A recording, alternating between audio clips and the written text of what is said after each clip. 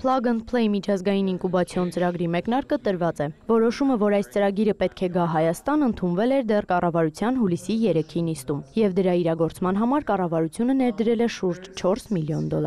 Դեռ նախորդ տարի կառավարությունը հայտարարեց, որ համագործակցություն է սկսում մեկամյա համագործակցություն Plug and Play միջազգային աքսելերատորի հետ, եւ այս տարի մենք ամփոփեցինք նախորդ տարվա ծրագրի արդյունքները, այն բավականաչափ դրական էր եւ գոհացնող, ինչը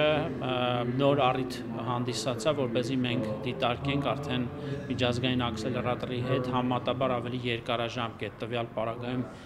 3 տարվա համագործակցություն մեկնարկել։ Plug and Play-ը ամերիկյան կազմակերպություն է, միջազգային ամենահայտնի ու խոշոր աքսելերատորներից մեկը, որն օգնում է ստարտափներին զարգացնել բիզնես գաղափարները, ստանալ խորհրդատվություն, կապվել ներդրողների հետ, հաճախ նաև ստանալ ֆինանսավորում։ Մենք դիմել ենք Plug and Play մեր ստարտափով, անունը Taos է, ինքը կոնտրոլ է անում Health Risk Management-ը, եւ մենք զուգահեռ ոնց որ ուզում ենք աշխատել ինշուրենս կամպանիաների հետ, որոնք որ իհարկե գտնվում են Հայաստանում եւ այնուհետ Ամերիկայի հետ։ Այս ստարտափը մեկն է 20 ընտրվածներից։ Ծրագրին մասնակցելու համար հայտ էր ներկայացրել 109 ստարտափ։ 4 ամիս ենք աշխատելու, այնուհետ լինելու է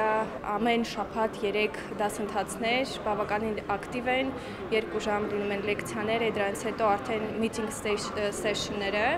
Ընտրված ստարտափներից մեկն էլ Հենրի կինն ու իր թիմինն է։ Մենք ստեղծել ենք աշխարհաքաղաքական ռիսկի գնահատման պլատֆորմ, դա փորձում ենք մատակարարել աշխարհում գործող տարբեր ընկերություններին, թե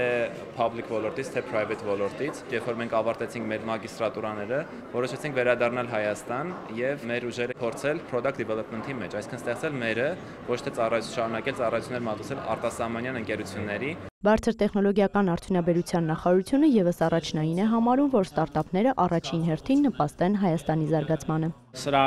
առաջնային շահառուն մեր պատկերացմամբ նախ եւ առաջ հենց հայաստանյան տնտեսությունն է, այնպես որ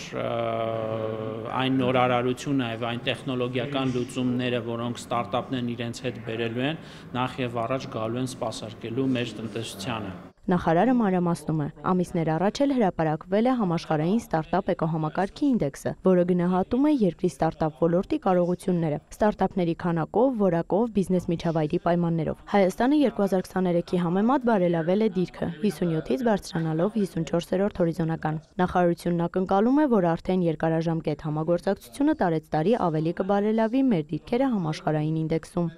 Էմմա Վարդանյան, Հովհաննես Գյուրջյան, լուրեր։